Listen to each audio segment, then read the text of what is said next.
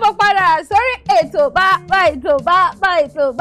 ètò gbogbo tó ń wò mí nínú ilé àwọn àlejò mi tọkọtaya Abdul ọkọ àwọn jẹ́ adẹ́rìn pòṣónú ìyàwó àwọn aṣojú lóge àwọn náà sojú mi lóge báyìí gbogbo yín tẹ́mi nínú ilé gbogbo àwọn tí wọ́n ṣẹ̀ṣẹ̀ darapọ̀ pẹ̀lú wa lẹ́ẹ̀kan sí orúkọ mi ní Lára Olúbọ̀ a ti sọ̀rọ̀ nípa bí wọ́n ṣe pàdé ọkọ ní ìyàwó ló tòsí òun ìyàwó ní ọkọ ló tòsí òun táwa ló tòsí ara wọn ní ìsìn a fẹ́ sọ̀rọ̀ nípa kí ni ìyàwó gangan tiẹ̀ wá rí lára adẹ́rìn pòṣónú firstborn yìí. ẹjọ olótùkẹ tó béèrè lọ́wọ́ ẹ ẹjọ torí Ọlọ́run mi fẹ́ pàṣẹ ẹ má béèrè lọ́wọ́ èmi náà. ṣé pé ìyàwó kọ dáhùn bẹ́ẹ̀. ilé mi náà rí nínú face painter. hello tí mo fi ní òun ni mo yàn láàyò because ṣẹ́rí adẹ́rìn pòṣónú yẹn òun ní bákan lára mi so ẹ má béèrè pé face painter kí ni mi náà rí nínú face painter. ok ẹ jẹ́ kí n tẹ̀ kọ́kọ́ bí àwọn sísá mi kí lè rí lára brọ́dà yìí gangan láàrin gbogbo àwọn brọ́dà tó wà nínú youth department nígbà yẹn kí lè wá rí lára àwọn gan. ẹ mọ̀ pé Yorùbá máa ń sọ pé ojúlówó tó yónú. bẹ́ẹ̀ ni ẹ mọ̀ pé normally téèyàn máa ń dàgbà you see ẹ máa lóríṣiríṣi bọ̀dà A bọ̀dà B bọ̀dà C but the truth is tó bá jókòó tóbìnrin bá jókòó tó bá dáwọ́ inú ara ẹ̀ wò ọkùnrin máa ń pìtẹ́ ọkùnrin rẹ̀ máa ń parọ́ but tó bá jókòó tó bá fi ara balẹ̀ you be able to say that okay at least eléyìí tiẹ̀ parọ́ díẹ̀ kò ṣe kó lóò parọ́ o irọ́ tẹ òkò pọ̀ ní sẹ́mọ̀kì mẹ́gà irọ́ wà mini ìwọ oríṣiríṣi ló wà but tí ẹ ò tiẹ̀ pọ̀ ó ṣe fèwéra ó yẹ fèwéra. You know, but the thing is, one thing I really first thing attracted me to him then was Thomas son church pé marry a man that loves God, marry a man that knows God. One man got on so. Because there's this saying that says that it takes a man that truly loves God to truly love his wife. So when a man comes and tell you that okay mi ní pé kéèyàn máa fi brother irọ́ bojú o kó máa fi lórúkọ Jésù ṣe nǹkan fáwọn ọmọ ọlọ́mọ but téèyàn bá wà sincere first thing that attracts me in a man is ọkùnrin tó bá wà God fearing nothing more kò ń ṣe pé o fine àbò ga àbò ṣe o ga o kúrú.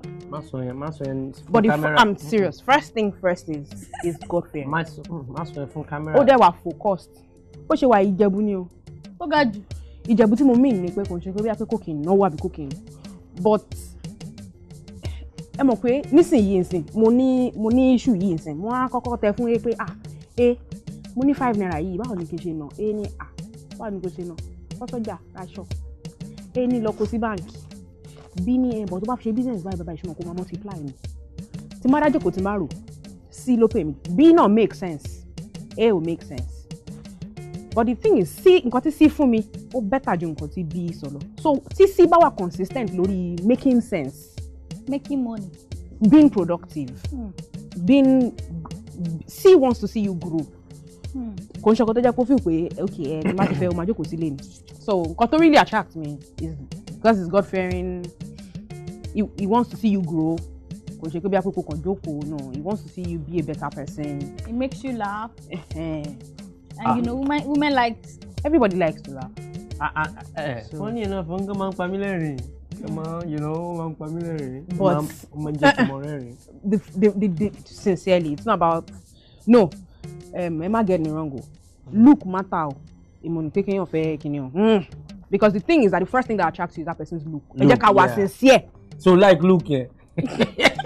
But tó bá ti súnmọ́ no. Ìyálà Yéṣu.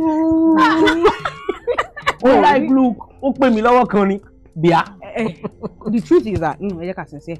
Bẹ́ẹ̀ ni wọ́n sọ pé àmì ìlẹ̀fẹ̀ ugly mi ìlẹ̀fẹ̀ ó ṣe kìnnìún. The first thing tó máa kọ́kọ́ rí nǹkan tó máa kọ́kọ́ rí báyìí is the look. So that's the first thing that attracts you. That's even before. So wọ́n wá ní pé mo like love at first sight is a lie. Kéèyàn tó mọ̀ pé ó wà. It's just the attraction at first sight. So when tó bá ti wá close mọ́ ni mo ní pé mo like nítorí pé ó máa ń jalè ni o mo like nítorí ó máa ń parọ́ ni o. So mo pé talawa ọkọ ẹ fẹ́ sọ̀rọ̀ so wà á dọ́gbọ́n dákẹ́ fọ́kọ ẹ. Good. Ọkọ ló lórí aya. Ọkọ ló thank you. Mo ti gbàdá kọ́kọ́ máa fún mi 6 months wọ́n yẹ mọ́ ọkọ ló lórí aya. So tí bá ti tó bá ti ṣe nǹkan tí bá ti fẹ́ sọ ọkọ lórí ẹ̀ àkọ́jọ́ máa sọ papọ̀ ní ọkọ lórí ẹ̀. Like I say it all the time. Now, part of the things tí mo like mo rí pé ó jọ ọmọ tó fẹ́ gbọ́rọ̀. Gbẹ́ mo pè bá tó ń tòsí yẹn mo pè mo ní okay kí ni nǹkan tó fẹ́ ṣe?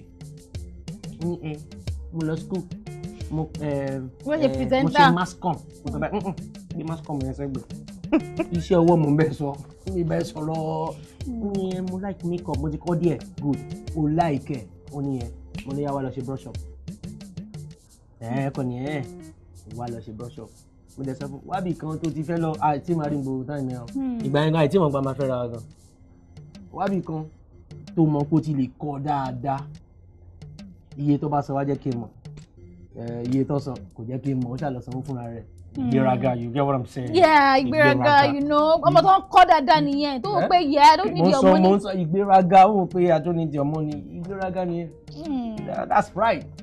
Kò ṣáà padà wá kàn pé ní nítorí school kan ní Allen okay o wá gbowó nínú mo ti sanwó and we thank God I mean. sẹ́yìn ò wá fún wọn lówó yẹn nígbà tó ń sanwó ẹ̀ dá padà.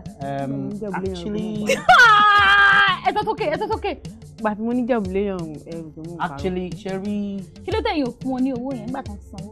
ó ti sàn rẹ̀ di ìgbéraga nìyẹn so I keep my money ó ti sọ fún mi directly wípé I do not need your money. So èmi náà have to be humble. ṣe ká sọ tó ọmọ tó ń kọ́ náà nù wọ́n kọ́ ni ó pé kò mọ bí tó máa já sí àná kò fẹ́ fẹ́ yín kò fẹ́ nífẹ̀ẹ́ yín bóyá torí owó ó fẹ́ bóyá ẹ jẹ́ ń bóyá mo lè tiẹ̀ lè fẹ́ràn bọ̀dá yìí. olóòtú ìgbéraga ni nǹkan ẹ má fọwọ́ pa lórí ìgbéraga that's right. ìgbéraga. Yes ìgbéraga but we thank God today face painter yẹn náà ló ń ṣe you understand. kí lè wá rí lára face painter. ó jẹ́ ọmọ kan tára ẹ balẹ̀.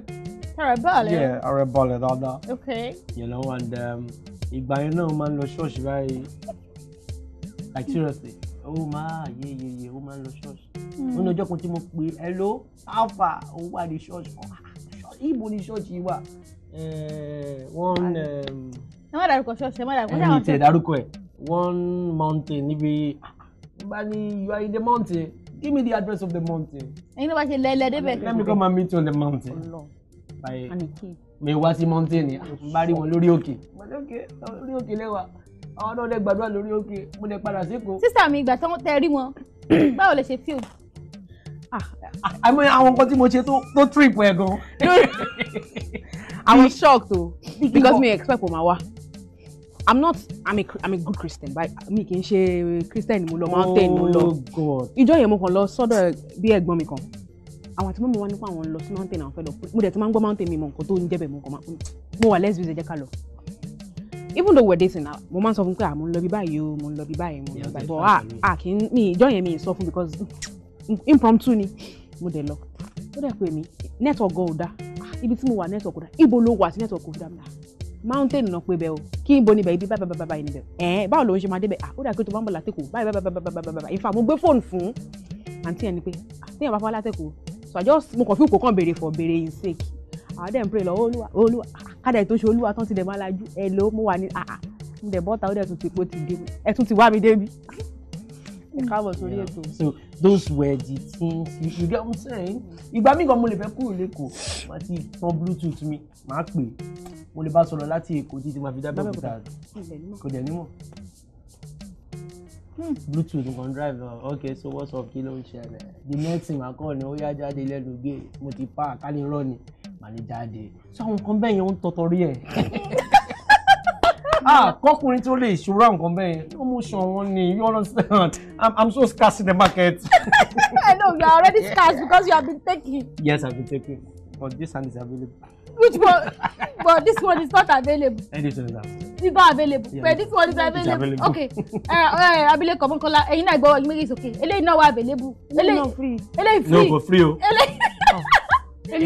Eléyìí gan ló wà. Ó dẹ̀ mọ̀ fún méjì. Eléyìí gbogbo eléyìí. Ẹyọkan kì í tó wà. Ẹyọkan lélẹ̀. So eléyìí kò free. Eléyìí ò free. Ìyẹn free. Eléyìí free. Okay. Gbogbo ẹ̀yin ọmọge tẹ́ wà nílé. Wọ́n léléyìí free o. Ẹ wá dáńgò free o. Àti Tọ́lá ẹ ṣe wọ́n ẹ̀yẹ. No. Wọ́n ní o free. Ẹ jọ̀ọ́ ẹ má sọ fún ara lé because àwọn ọkùnrin tí wọ́n ń wọ́n ta yìí. Oh nice. Àti Tọ́lá nǹkan tó fi lè fà á kí first born sọ pé ọwọ́ eléyìí ó kò free eléyìí ó free eléyìí dẹ̀ lọ́wọ́ ọ̀tún ó dẹ̀ ti tọ́ bá ti fọwọ́ ọ̀tún bá ọmọ wíkà tó sì fa mọ́ra so èyí náà gbọ́wọ́ yẹn náà sókè pé ọwọ́ eléyìí ó free. you don't understand ṣẹ́rí kò sí nǹkan kan lọ́wọ́ ẹ̀ nǹkan tí mo mí nìyẹn kì í ṣe free pé kóbìnrin wa kò sí àbí tí nǹkan wà. kò free torí pé obìnrin mi lè fi òkà sí. no ẹgẹ fi sí ní ìsìn. èwo lẹ fẹ́ fi sí. ẹgẹ fi ẹyẹ má wọrí. ṣé gold ni ẹ̀mí òun. ẹ má wọrí ẹgẹ fi ẹlẹ́yìn tó bá wù mí. ṣé diamond. ẹ má wọrí ṣebí ẹ free. ṣé ẹ fẹ́ sọ ẹ̀dú. so ẹ sọ fún mi bí ìyàwó ilé báwo lẹ ṣe ń ṣe sí nínú ilé because iṣẹ́ yín iṣẹ́ kẹ́ máa jáde kẹ́ máa travel kẹ́ máa ṣojú àwọn èèyàn lóge ni báwo lẹ ṣe ń cope báwo làwọn ṣe ń cope pẹ̀lú iṣẹ́ yín àti wípé ẹ̀yin náà báwo lẹ ṣe ń cope pẹ̀lú iṣẹ́ tiwọn torí iṣẹ́ wọn iṣẹ́ obìnrin ni. nǹkan tá a mọ̀ọ́mọ̀ ṣe ń gbà yẹn ni pé the first 2 years of our marriage I make sure pé òun ṣiṣẹ́ tó heavy kò ṣiṣẹ́ tó heavy débi pé mo máa jáde all the time first 2 years I make sure pé òun ṣiṣẹ́ tó heavy. èyí lẹ́yìn ṣiṣẹ́ tó heavy. mi máa ń ṣe gbogbo ìjáde yẹn lọ síbí lọ sọ́hún you understand mò ń ṣì ń of course ó ti train tán gbà yẹn but àmọ́mọ́ àjẹ́ kó sáré bẹ̀rẹ̀ sí máa ṣiṣẹ́ bẹ́ẹ̀ yẹn. ẹ̀yin mélòó. èmi àti ẹ náà nìyẹn kò sí nǹkan tí mo máa jẹ́ ká ṣàṣà plan ẹ̀ òun ò kì í ṣe gbogbo yẹn then ìgbà tó wá di last year I was okay already we have a son by God's grace it's time for you also to pursue your. ẹ̀sìn tó yìnbó. yeah like it's time for you to pursue láti lé. it's time ó ti tó àsìkò pursue láti lé iṣẹ́ painter ojú face painter. kó bẹ̀rẹ̀ sí máa kun ojú káàkiri dáadáa ṣùgbọ́n ẹ la gba ọ́fíìsì àṣẹ gbogbo yẹn but it was deliberate ipe kó sì ní sùúrù náà. kó tọ́jú ọmọ kó tọ́jú ọmọ. káwọn brothers mọ̀ pé eléyìí abilékọ ni o ó ti gbéyàn lé o gbéyàn sẹ́yìn o. ó wà deliberate mú láti jẹ́ kọ́ mọ̀ mú láti jẹ́ kọ́ mọ̀. Sister mi now ẹ sọ fún mi being married to firstborn how has it been báwo lè ṣe ń cope pẹ̀lú opposite sex. how. báwo lè ṣe ń cope pẹ̀lú because iṣẹ́ wọn ṣe obìnrin ni báwo lè ṣe ń cope. wọ́n ṣe nǹkan kan fún wọn ní lára. tí wàá pọ́n ilé rẹ̀ okay but married for 3 years now I made sure that because mo mọ̀ pé ó lè wà a bit difficult fún láti understand yeah pé because obìnrin máa pé bí mo yẹ máa rí báyìí pam mi ń ṣàtìmọ́ because tẹ́lẹ̀ báyìí ká tó máa rí ó lè wà kí mi alẹ́ jókòó báyìí mo lè máa ṣàtìmọ́ polo tèmi náà ti wo àwọn nǹkan tó lè fàjà so chatting àwọn ọ̀rẹ́ mi kan sì máa ń bú mi dọ́là ọgbẹ́ni lágbẹ́rì ẹ tí ò kí ń lò ní mi kì í chat lórí àwọn nǹkan kéékèèké tó lè fàjà. yeah then for that 3 years as we married fóònù mi báyìí anytime ló lè mú kò sígbà tó mu ti mọ sábẹ́ bá mi mú so mo máa ń sọ fún àyàn pé tóbìnrin náà bá ń act bákan. wọ́n ṣojú bákan ẹ ṣojú bákan. no àti ẹ̀ kì í ṣe lé fóònù ara wa mọ́. ní fóònù tí n bá fi ilẹ̀ báyìí mo lè lọ sùn. kò ní sí pé èèyàn kan mú fóònù yín láàrin òun kó lọ sí kọ́nà kó lọ sí kó yọ kẹ́lẹ́kẹ́lẹ́ lọ kọ́nà. in fact tó bá lọ kẹ́lẹ́kẹ́lẹ́ òun ló máa sùn òun náà lè máa dá padà síbẹ̀ alẹ́ tó dára mo tiẹ̀ wo fóònù kẹtẹ ẹ̀ sí kankan. you understand and all those things are deliberate so that ọkùnrin náà máa balẹ̀ kì í ṣe pé ọkùnrin máa wà lókè yẹn tọkùnrin bá ti ń tọ́jú fóònù naturally fóbìnrin yẹn kàn ní balẹ̀ you understand so as ọkùnrin tóun náà fẹ́ peace nínú ilé fún ara ẹ̀ so òun láti òun fún rẹ̀ ló máa fọwọ́ wá peace yẹn kì í ṣe pé wà á dalérú wà á máa expect kó rí peace látọ̀dọ̀ ìyàwó láéláé so deliberately I no dey shout I no dey even anybody bá ping bá mi wò in fact màá tún sọ nǹkan tó ń fún ẹ máa type sí pé sọ fún báyìí sọ fún báyìí sọ fún báyìí. nígbà kan tó di pé àwa sókè lẹ́ẹ̀kan fóònù yín ring nígbà tí wọ́n ń kun ojú fún mi wọ́n dẹ̀ wà lẹ́gbẹ̀ẹ́ ibi tí fóònù yín wà wọ́n wá ní kẹ́ wá gbé fóònù yín and I'm like ẹ ṣe bá wọn gbé kẹ́ ẹ nà sí wọn wọ́n ní ara o wá gbé fóònù ara ẹ̀ nífẹ̀ẹ́ wàhálà wàhálà tó máa ń fún yín ṣẹ́yìn máa ń fún wọn wàhálà ni àbí kí ni ìdájọ́ sọ pé.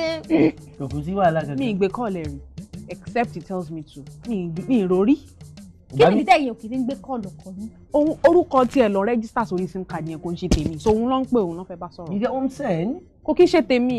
bí ọ̀pọ̀lọpọ̀ obìnrin nínú ilé náà máa ń ṣe mistake yẹn wọ́n máa wò pé nǹkan kọ́ mi nǹkan wa nǹkan ti tèmi ní nǹkan ti tèmi.